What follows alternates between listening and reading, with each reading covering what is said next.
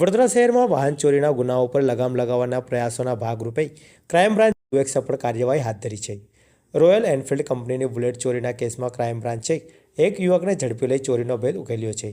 મળતી માહિતી મુજબ ક્રાઇમ બ્રાન્ચની ટીમ વાહન ચોરીના ગુના કરતા ઈસમોની શોધખોળમાં હતી. તે દરમિયાન મળેલી ચોક્કસ બાતમીના આધારે અજબડી મિલ રોડ વિસ્તારમાંથી શંકાસ્પદ હાલતમાં રોયલ એનફિલ્ડ બુલેટ સાથે એક ઈસમને ઝડપી લેવામાં આવ્યો હતો. ધરપકડ કરાયેલા આરોપીની ઓળખ સમીર સબ્બીરભાઈ મલેક તરીકે થઈ છે.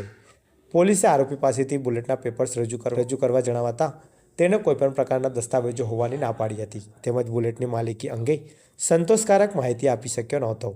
સઘન પૂછપરછ દરમિયાન આરોપીએ ફતેપુરા 4 રસ્તા પાસેથી બુલેટ ચોરી કરી હોવાનું કબૂલ કર્યું હતું. આરોપી બુલેટ વેચી નાખવાની ફિરાકમાં હોવાનું પણ સામે આવ્યું છે. ક્રાઇમ બ્રાન્ચ દ્વારા આરોપી સામે કાયદેસરની કાર્યવાહી કરવામાં આવી છે. બુલેટ ચોરી અંગે સિટી પોલીસ સ્ટેશનમાં ગુનો નોંધવામાં આવેલ હોવાનું જણાતા સમગ્ર મામલે વધુ તપાસ માટે આરોપીને સિટી પોલીસ સ્ટેશનને સોંપવામાં આવ્યો છે. પોલીસ દ્વારા આરોપીના અગાઉના ગુનાહિત રેકોર્ડ સહિત અન્ય ચોરીના ગુનાઓમાં સંડોવાયેલી અંગે પણ તપાસ હાથ ધરવામાં આવી રહી છે.